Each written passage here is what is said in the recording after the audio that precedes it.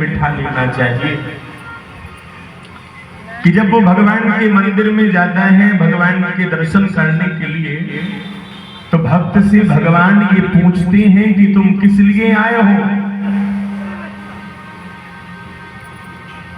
आप काशी जी आए हैं, विश्वनाथ भगवान की नगरी में आए हैं, बाबा के द्वार में जब आप पहुंचेंगे तो बाबा आपसे पूछेंगे कैसे आए? हमारा दर्शन करने आए हो कि भीख मांगने आए हो?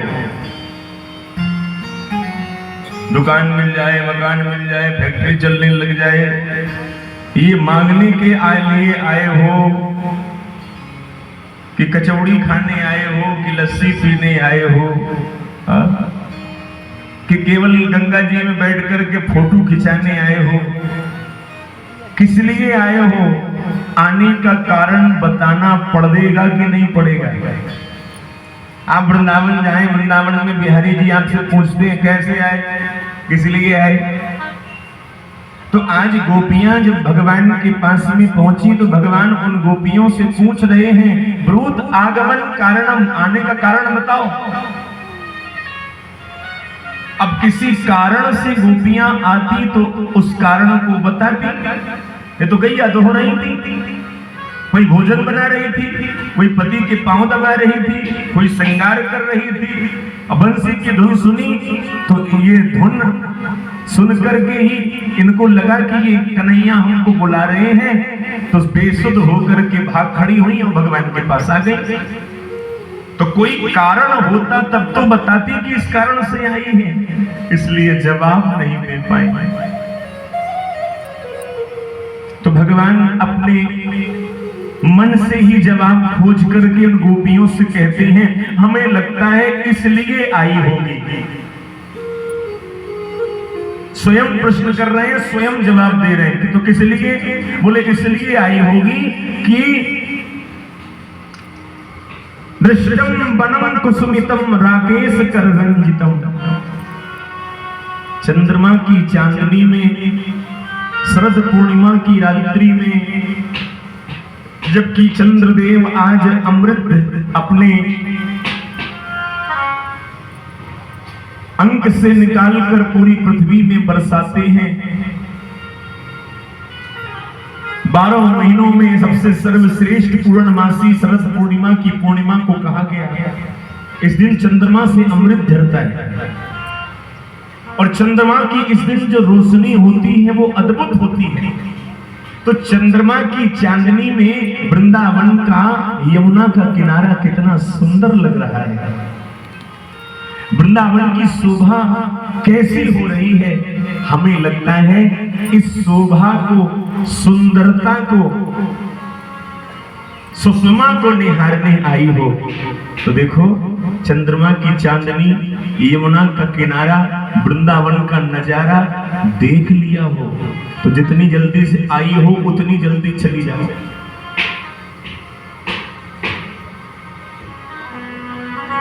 तो मानो किसी गोपी ने पूछ दिया क्यों चली जाए, बड़ी मुश्किल में तो आई है, चली क्यों जाए?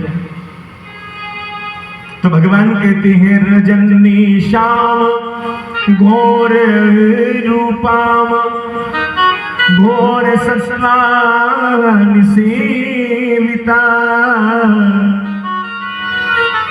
रात्रि के अंधकार में, रात्रि की बेला में कभी भी किसी सुहागन नारी को घर से बाहर पांव रखना नहीं चाहिए। रात्रि में अकेले में नारी को कभी कोई घर से बाहर जाना ही नहीं चाहिए। मध्याह्न में उद्यान में तो वो बिल्कुल अकेले नहीं जाए बाहर घर से। तो तुम अकेली चली आई, अपने पतियों को, अपने बच्चों को, अपने परिवारी जनों को, अपने घरों को छोड़कर इस वृंदावन में। और जो नारी किसी कारण से अपने पति का, बच्चों का, परिवार का त्याग कर देती है, उस नारी का तो पतन हो जाता है। और तुम अपने पतियों को छोड़कर अकेली इस वृंदावन में रात में डोल रही हो, जितनी जल्दी आई हो उससे कई गुना जल्दी वापस चली जाओ, नहीं तो तुम्हारा पातिव्रत धर्म नष्ट हो जाएगा, तुम पतिता हो जाओगी। जो नारी अपने पति का त्याग कर देती है वो पतिता कहलाती है। क्या कहलाती है? दुस्सीलो दुर्भगो वृद्धो धनो रोग जड़ो विवाह, पति स्त्री धीरना हातव्य, लोके सुधीर पात की।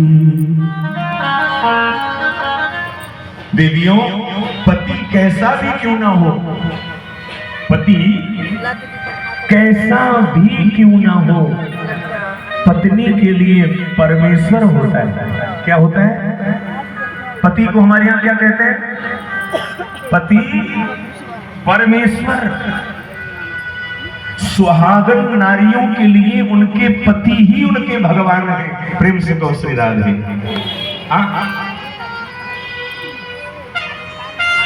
क्रोधी, पति क्रोधी हो,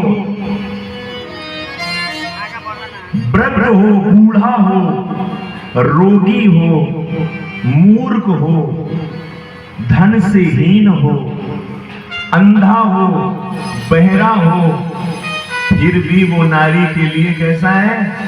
परमेश्वर है, भगवान है। और जो नारी इन सब प्रतिकूलताओं में भी पति को नहीं अपनाती और उसका त्याग कर देती है किसी भी कारण से, तो उस नारी की दुर्दशा होती है। दुर्दशा। वृद्ध रोग बस जड़ धनीना,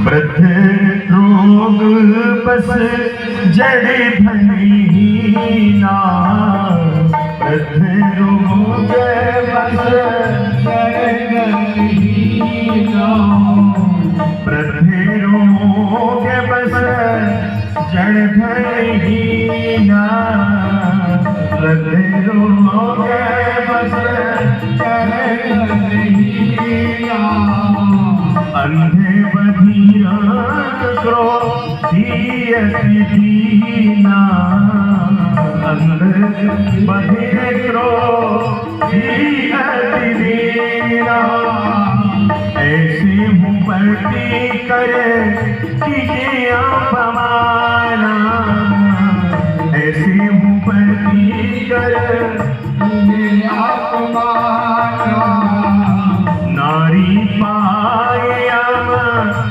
पुर दुख नाना, नारी पाए पुर दुख नाना, नारी पाए पुर दुख नाना, नारी पाए पुर दुख नाना।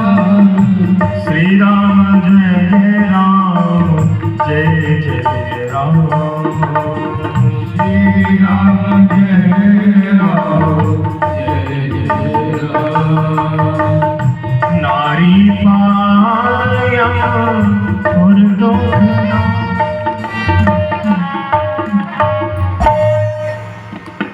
तो पति कैसा भी हो, पत्नी के लिए परमेश्वर है। नारी को कभी भी पति का त्याग नहीं करना चाहिए। अब तुमने थोड़ी सी बंसी की धुन सुनी और भागी चली आई, लौट जाओ अपने अपने घरों। एक पतिव्रता स्त्री के लक्षण नहीं है कि अपने पति का त्याग करते हैं। जो नारी अपने पति का त्याग करती है वो पतिता कहलाती है, और जो नारी अपने पति का सम्मान करती है वो पतिव्रता कहलाती है। उसके जीवन में इतनी ताकत आ जाती है, उसके जीवन में इतनी शक्ति आ जाती है कि वो पतिव्रता चाहे तो भगवान को भी बालक बना करके गोद में खिला सकती है। पतिव्रता के जीवन में इतना बल होता है। वो पतिव्रता चाहे तो अपने पति को भी यमराज के द्वार से जीवित करके वापस ला सकती है। पतिव्रता में तो इतना बल होता है। और तुम कैसी पतिव्रता हो, थोड़ी सी बंसी की धुन क्या सुन ली, रात की वेला में अपने पतियों को घरों में छोड़कर, बच्चों को घरों में छोड़कर और बागी चली आई, क्यों कोई भी बंसी बजाई और चली आई। थोड़ी डांट लगा दी भगवान ने। तो अब गोपियां बेचारी घबरा गई कि ये क्या हो गया, हम तो कोई प्लान करके नहीं आई थी और अब हमने ऐसा किया।